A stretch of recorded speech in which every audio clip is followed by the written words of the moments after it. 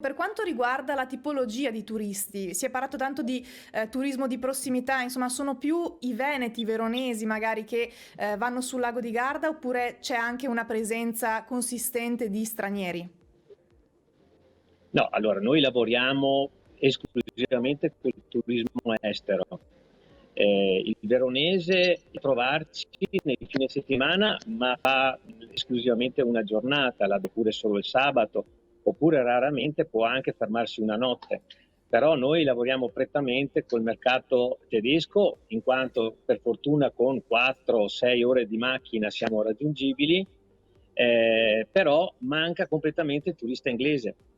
Noi lavoriamo, le nostre presenze sono sul 15%, erano sul 15% il turismo inglese, e questo sta mancando perché, come sapete, si è complicata la questione dei contagi della variante Delta in Inghilterra, e tutte le restrizioni sono state prorogate fino a fine luglio e quindi probabilmente non lo vedremo. E per quanto riguarda invece un'altra presenza importante storica sul lago di Garda, parliamo degli olandesi, parliamo diciamo di tutta la parte a nord tra la Germania e appunto l'Inghilterra. Stanno arrivando oppure sono un po' bloccati come gli No, inglesi appunto?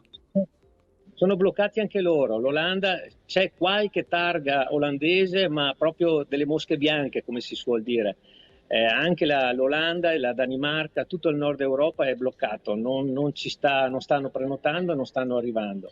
E anche per gli stessi motivi, dove quando rientrano dall'Olanda, per esempio, è stato mantenuto la quarantena dei 15 giorni. Eh. Quindi capite bene che se uno deve partire con la famiglia e venire qua in ferie, già per venire in Italia sono tante ore di macchina.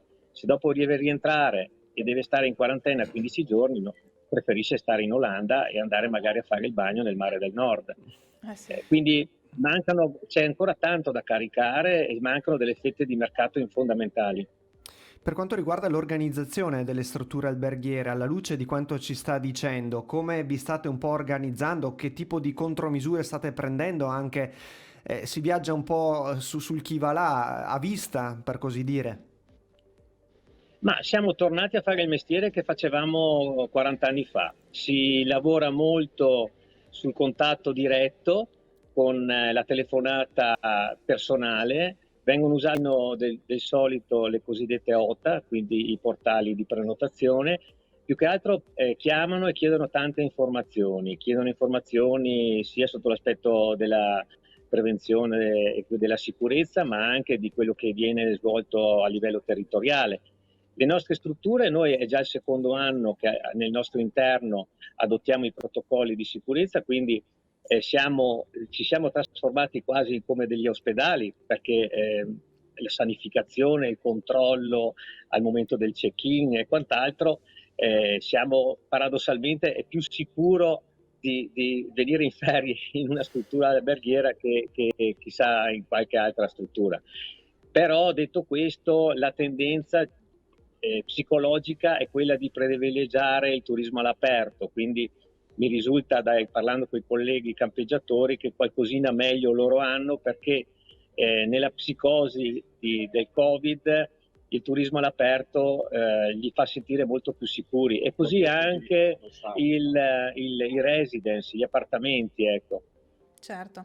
Ecco, un'ultima domanda per quanto riguarda l'accordo che Federalberghi ha stretto con Federfarma Verona, ossia il fatto di poter far fare ai turisti e ai dipendenti i tamponi antigenici rapidi a un costo calmierato. Ecco, questo sta aiutando in qualche modo anche magari l'arrivo, comunque il soggiorno dei turisti? Sì, sicuramente questa è stata una mossa molto importante, perché tutto quello che viene messo in atto per rassicurare i nostri ospiti, il fatto che i collaboratori abbiano fatto i tamponi, siano controllati sotto quello di vista, ma anche lo stesso turista che eventualmente prima di partire desidera fare un tampone, questo è un servizio in più ed è una delle cose che ci chiedono nel momento della prenotazione. Chiaro. Bene. Presidente, grazie, è stato molto gentile, ci ha dato un aggiornamento utile per capire lo scenario generale e speriamo davvero che la variante Delta preoccupi meno, sia ovviamente contingentata il più possibile e possano davvero, ecco, anche i turisti del nord Europa tornare sul nostro lago di Garda in sicurezza, chiaramente, e riempire le strutture e ovviamente far lavorare le attività del territorio che ne hanno tanto bisogno dopo un anno e mezzo, quasi Ma non due, gli davvero stranieri, duro. venite in ferie anche voi, non solo i stranieri, Ah venite in beh, ferie anche voi. Cioè, noi ci una veniamo, noi volta, ci veniamo. per una volta venite in ferie sul lago di Garda, venite a scoprire le bellezze del lago di Garda. Vi È vero, aspettiamo. è vero, è vero. Ha Bene. ragione. Grazie Presidente, Grazie. buon proseguimento di giornata. Arrivederci.